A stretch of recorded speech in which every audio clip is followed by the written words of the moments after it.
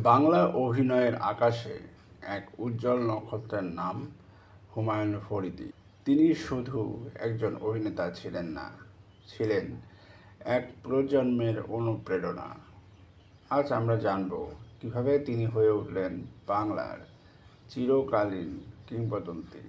হুমায়ুন ফরিদী জন্মেছিলেন 1952 সালের 29শে মে নারায়ণগঞ্জে। শৈশবে ছিলেন ভীষণ দুষ্টু, কিন্তু পড়াশোনায় মনোযোগী। ঢাকা বিশ্ববিদ্যালয়ে পড়াকালীন নাটকের প্রতি তার ভালোবাসা আরও গভীর হয়।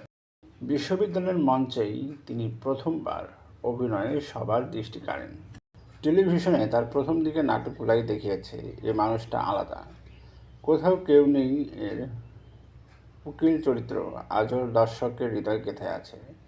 এমন ডায়লগ, এমন অভিনয় বাংলা নাটকে এক নতুন যুগের সূচনা করেছিল।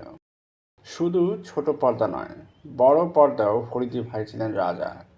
শ্যামল ছায়া, মাতৃত্ব, দহন, প্রতিটি সিনেমায় তিনি প্রমাণ করেছেন যে চরিত্র হাতে নেন সেটাই হয়ে ওঠে বাস্তব। তিনি ছিলেন সোজা সাপটা, বিনয়ী এবং অসম্ভব রসিক। সহশিল্পীরা বলেন ফরিদী ভাই ছিলেন কাজের জায়গায় সিরিয়াস, কিন্তু অফ ক্যামেরা ছিলেন হাসি খুশি সবার আপনজন।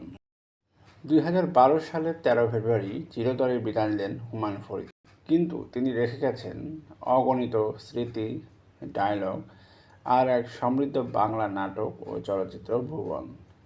বাংলার সংস্কৃতি তাকে ভুলতে পারবে না কখনোই। আপনার প্রিয় হুমায়ুন ফরিদী মুহূর্ত কোনটি? কমেন্টে জানাতে ভুলবেন না। বিনোদন ভাণ্ডার থেকে কিংবদন্তিকে আমাদের ভালোবাসা ও শ্রদ্ধা।